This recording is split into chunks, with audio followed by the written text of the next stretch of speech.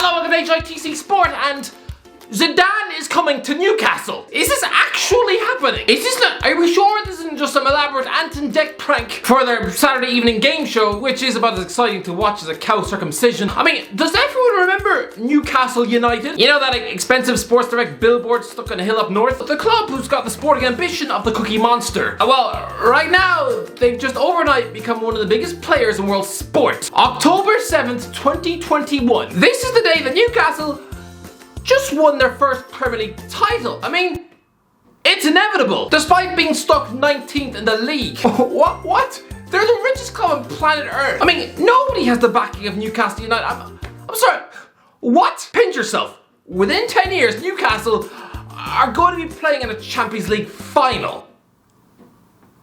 What? I mean, these days, this club signed players from Bournemouth, Norwich and Burnley and call them statements of intent. Don't you dare call them statements of intent. I remember when this club used to break their transfer record for world stars from Real Madrid. Nah, their two most expensive signings came from Hoffenheim and the MLS. The last time this club signed a first teamer for one of Europe's elite clubs were the likes of Obafemi Martins and Damien Duff back in 2006. You know, 1 year before Ashley came to town. Now you can dream. Shove the old shopping list in the bin. No longer do you have to sniff around a broken lump of bonfire wood like Jethro Willems. No.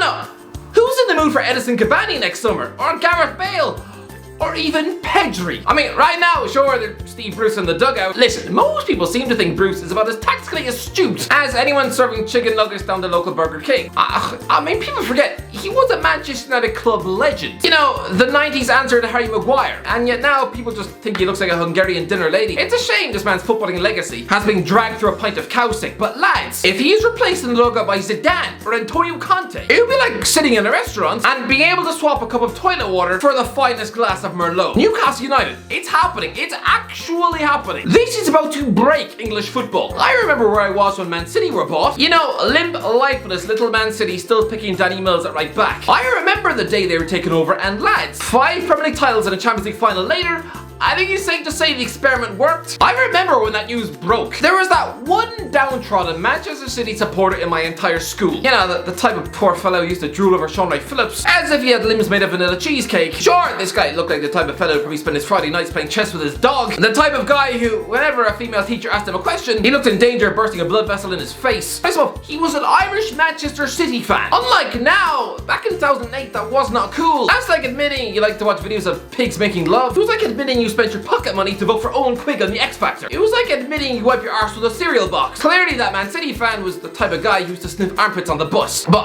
I'd love to know where he is now. Going from Stuart Pearce to Pep Guardiola. This is what money can do. This is bizarre, utterly bizarre. Only Newcastle United, what other club with the two favourites for the manager's job, be a serial winner like Antonio Conte, and then Eddie Howe, football's answer to the Milky Bar Kid. I'm sorry, no, this is Newcastle United with money, haven't you heard? They should not be hiring anyone called Eddie, or Steve, or Pete, or, and let me make this very clear, anyone named Potter. This isn't the Gryffindor toilets, this is Newcastle United FC. Good grace, how? Sure, yeah, he's acceptable when Ashley's in charge, sure. But this is like a 7-year-old orphan living in a sweaty shack in Taiwan and asking them what they want for Christmas. I mean, considering they're still being breastfed by their uncle and have to walk 7 miles for water, then I don't know, a ham sandwich and a hook. But once he gets adopted into a life of luxury by Brad Pitt, suddenly that sandwich isn't going to fly. No. Instead, get me the latest Wii Fit, thanks.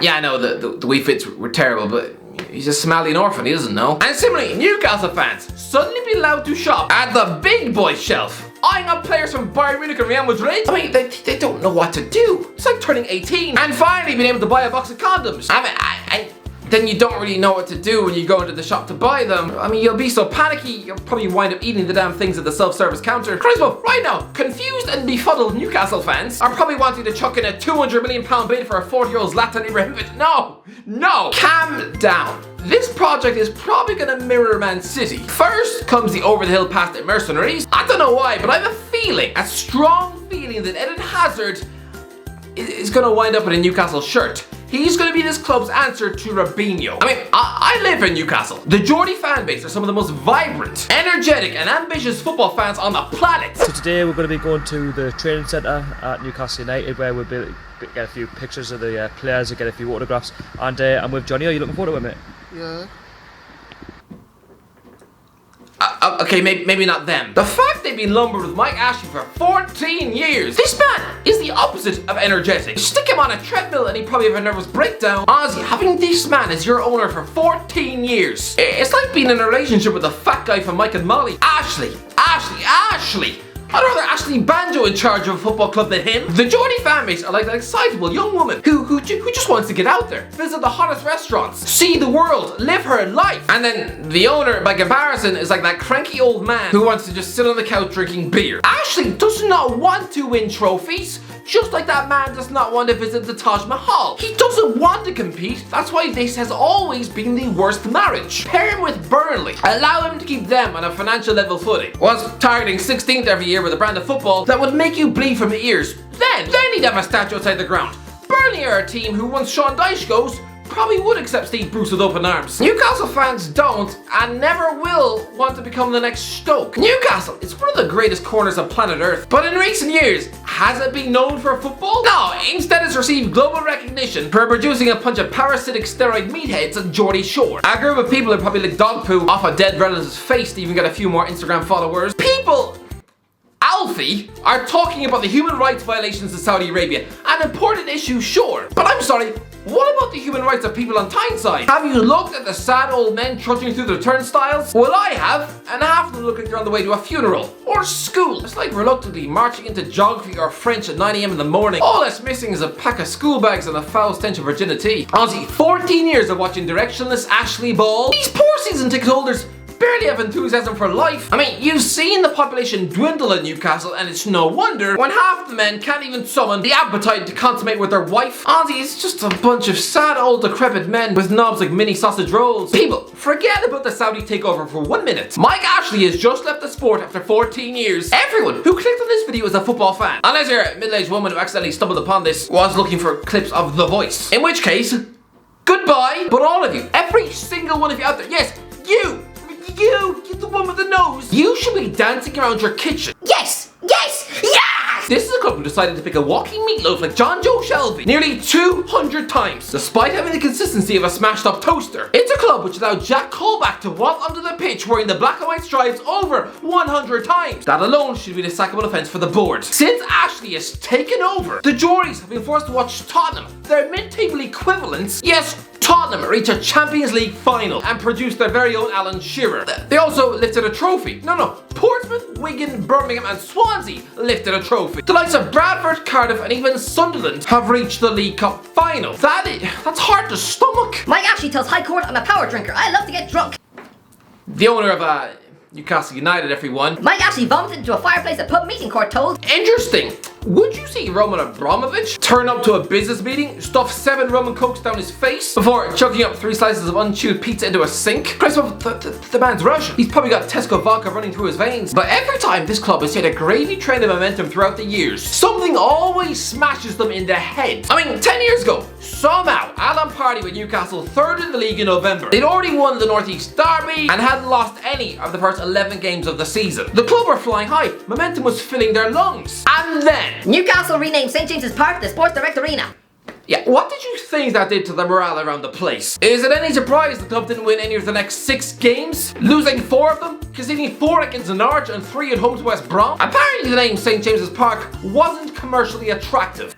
How dare you? This has been the club's home since 1892. What right do you have to change it? Clearly he saw his mate Dave Whelan change Wigan Stadium to the JJB and thought it was acceptable. Nah, there's a difference. Wigan is a rundown Shrek swamp full to the brim of rugby fans. The Geordies, on their hand, live, breathe and eat football. St. James's Park is their church, their second home. The fact they've been blinded with ugly Sports Direct signs every second week since 2007 is bad enough. Changing the name, unforgivable sin. 17-year-old Newcastle fan Fraser Mitchison is skipping parts of college today to wait for the new FC takeover. 70.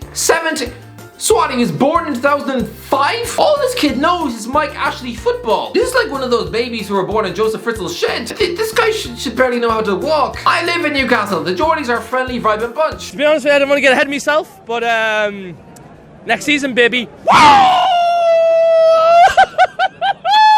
I mean, some of them were clearly started auction in the womb, but lads, for the last 10 years, they've been trudging up those St. James's Park steps on a match day through nothing more than sheer blinded loyalty. If this was something temporary like a marriage, then I'm sorry, they'd have been signing divorce papers in the summer of 2008. But it's not. This is your football team for life. And for these men, there's no other option than to sit in the Leedses, Milburn or Gallagate on a Saturday afternoon, telling them to vote with their feet and instead go shopping with the wife or mowing the lawn. Oh, they'd sooner chop off their hands with a bread knife. I mean, Rafa Benitez is treated as a god in Newcastle, and yes, he did a good job. But I'm sorry, even that is just sad. I remember when Newcastle were booed off the pitch for finishing 5th in 2004. You know, just 4 points off the Champions League spots. Under Benitez, 44 points and 45 points. You know, the same number of points accrued by Graham Souness. And yet, because his fan base is forced to lower their expectations and standards over the years in this Sports Direct themed graveyard, suddenly what Rafa achieved, 10th and 13th, was seen as heroic.